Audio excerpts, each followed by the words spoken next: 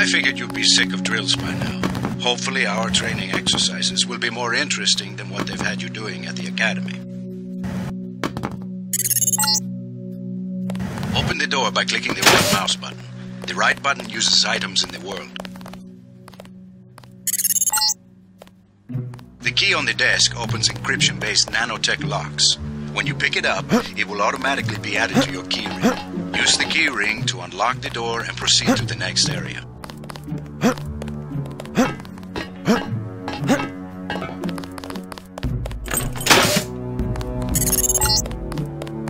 You're going to get a lot of equipment during these exercises.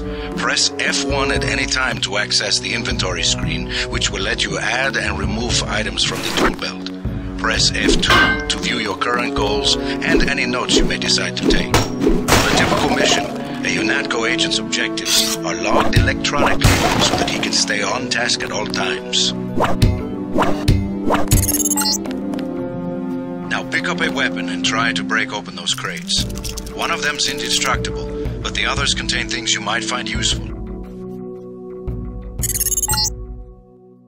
Now pick up the lockpick and use it to open the door.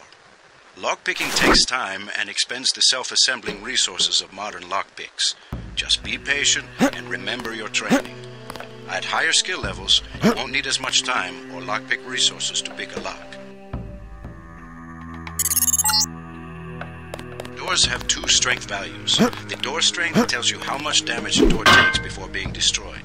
The lock strength tells you how many lockpicks will be required to pick the lock. Some doors have an infinite strength and an infinite lock strength. That means you have to find a key.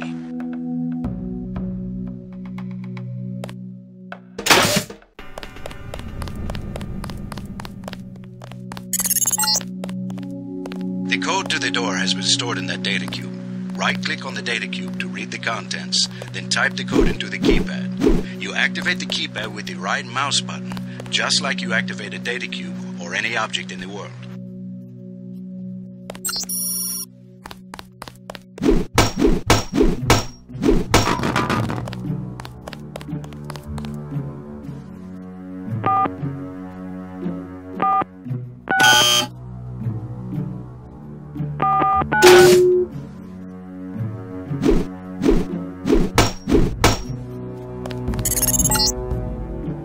Use the disposable multi-tools on the table to hack the keypad up ahead. A multi-tool's resources are finite. When a tool is depleted, it becomes useless. The manual describes other uses for the multi-tool. At higher skill levels, you'll need less time and multi-tool resources to hack a given device.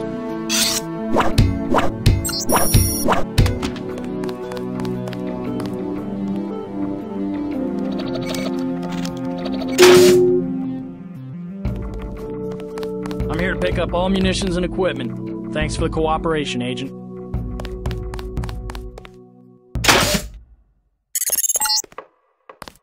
Lying in front of you is a brave cadet who volunteered to be rendered unconscious for this next training exercise.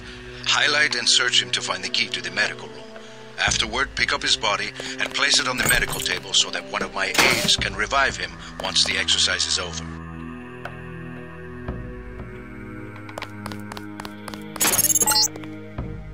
Good work. I'll get someone down there immediately to revive Private Winslow. Move on to the next area. You can bet this won't be the last time we send you into a dark room. Turn on your light augmentation and find the exit on the other side. Just press F12 by default.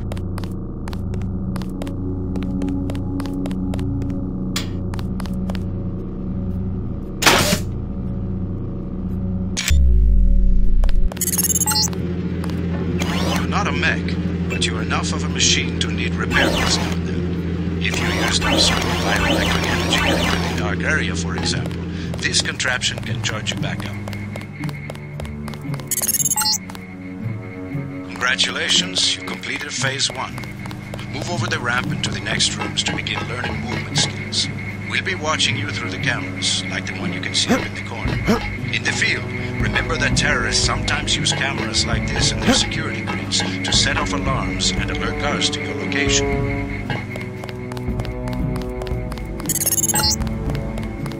Jump across the platforms. You'll have to crouch to get under those pipes.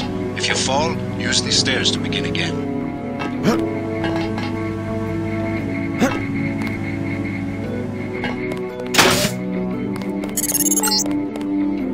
You need to go through the door up ahead, but it's blocked.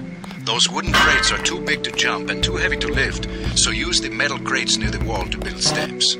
To pick up a crate, walk up to it so that it highlights, then click the right mouse button. To drop something you're holding, you can press the tab key by default.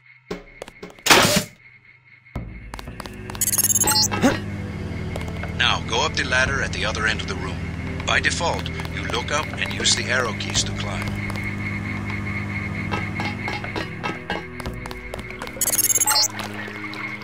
We get some complaints about this swimming obstacle because the water's contaminated. Recruits forget to grab the hazmat suit and end up in my office. Not pretty.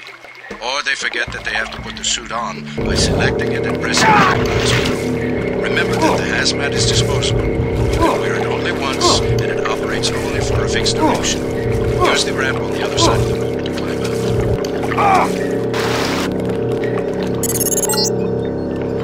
These medical bots, normally used for quick healing, are of particular interest to you, JC, because you need a bot's help to install new augmentations.